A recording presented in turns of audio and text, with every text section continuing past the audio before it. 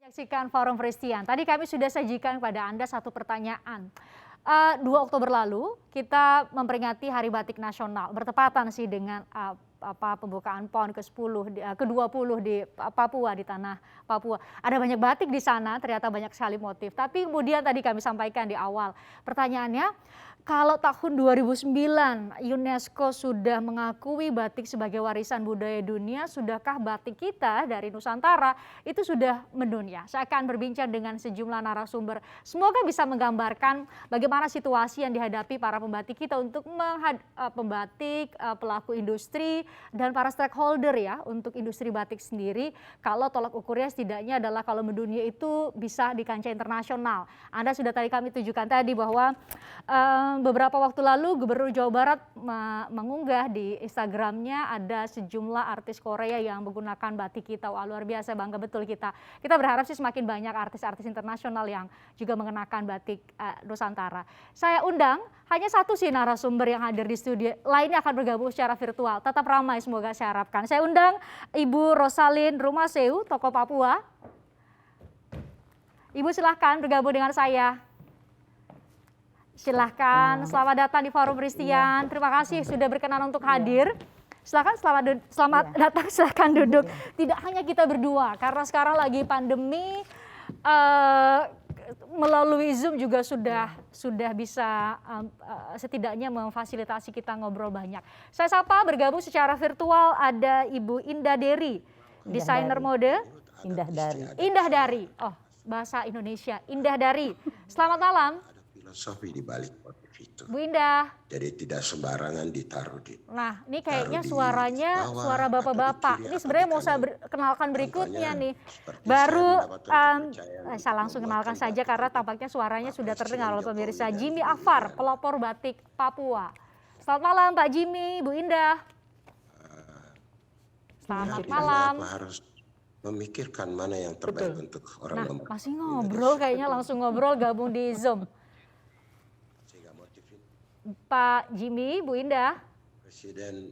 Nah, ini Bu Rosalin tadinya mau ngajak ngobrol di Forum Christian nih, kayaknya Bu Indah sama Pak Jimmy Afar itu jadi ngobrol di ruang virtual lewat Zoom. Saya ngobrol dulu dengan Bu Rosalin. Bu Rosalin, kami dapat gambar, kita bangga betul di NYC Live ya. Iya.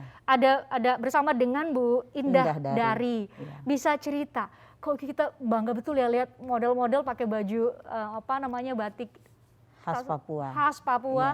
Dari timur Indonesia ke Amerika di New York. Ya. Bisa cerita kepada kami? Ya, baik. Jadi awal mula tuh saya memang hobi fashion. Saya basic saya dokter. Ya. Tapi hobi saya memang fashion. Jadi saya biasa mengkonsumsi untuk diri saya sendiri. Lalu saya bertemu dengan Ibu Indah Dari. Kami sama-sama di Lions Club. Lalu saya sampaikan ke Ibu Indah bahwa bagaimana kalau kita membuat satu brand, itu brand Dokter RR. Tapi angkat dari suku saya, karena saya suku Biak ya. Oh, Biak. Suku Biak. Karena ada 7 wilayah suku adat, jadi saya masukkan suku Saireri, suku Biak. Di Papua satu suku kayaknya punya satu motif batik gitu ya. Banyak ya. Lalu saya bilang coba kita angkat, tapi yang saya kasih motif ini lalu didesain di atas baju, tapi yang bisa untuk secara nasional, jadi bisa untuk kita tampilkan. Lalu Ibu Indah Dari buat, dan saya sampaikan bahwa kita mulai dari motif Biak. Jadi ini sebenarnya bukan batik ya, saya angkat dari motif ini. Motif, lalu Ibu Indah Dari berusaha membuat secara baik. Kami tampil di Surabaya dulu. Tampil di Surabaya dengan kostum untuk laki-laki semua. Lalu bulan puasa tahun kemarin kami tampil lagi di Jogja. Saya sampaikan ke Ibu Indah bahwa ini coba kita buat sebaik mungkin, kita coba tembus ke luar negeri. Internasional ya. Ibu Indah Dari biasa menaikkan motif-motif yang saya dengan Ibu Indah buat itu di Instagram. Lalu media sosial ya. Lalu dari KJRI, Ibu Fani dan Pak Michael di New York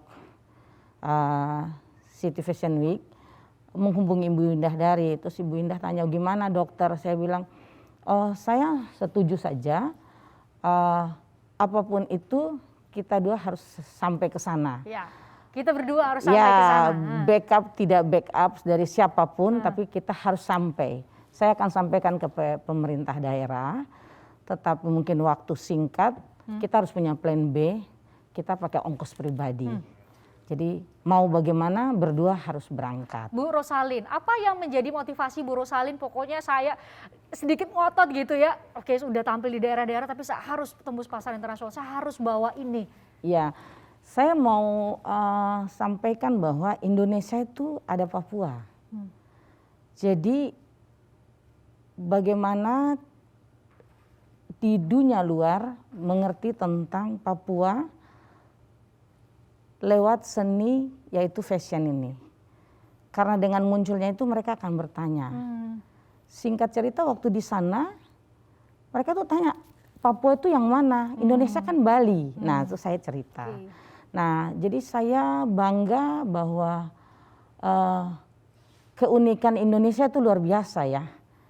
Sehingga memang banyak harus show keluar sehingga mereka banyak tahu. Itu baru satu batik loh. Iya, Papua, baru dari satu suku lagi. Iya, ya? baru satu suku.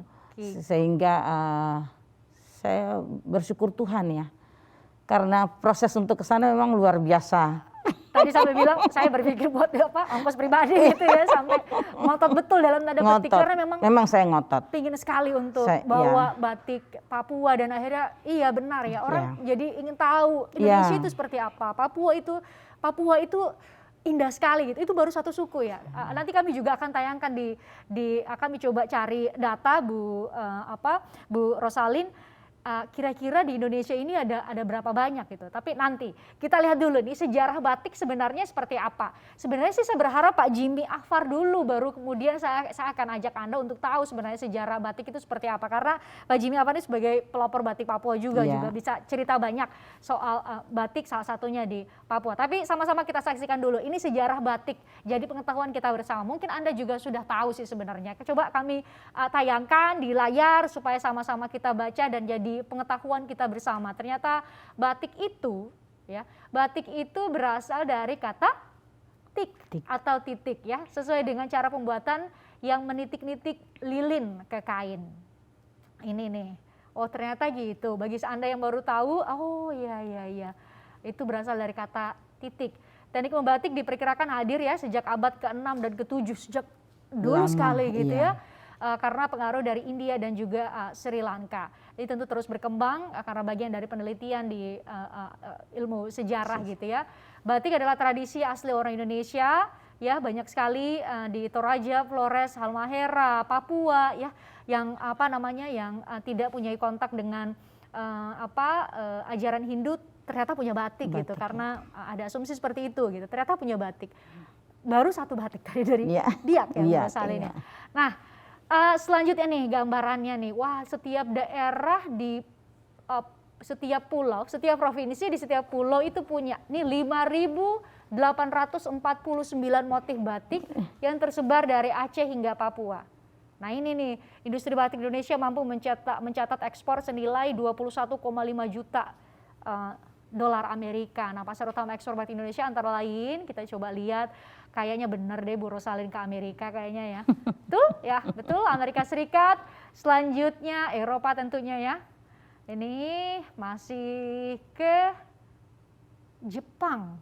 Wah, ini kayaknya jalan ini alasan kenapa Bu Rosalin pokoknya saya ngotot dibantu sama orang lain, saya mau tetap ke Amerika. Kita jeda dulu Bu Rosalin, saya berharap sih setelah jeda Bu Indah sama Pak Jimmy sih sudah bisa join dan bisa cerita banyak soal batik dan berbagai masalah dan tantangan yang dihadapi untuk sama-sama kita kawal. Batik sudah jadi warisan dunia ya, memang harus mendunia.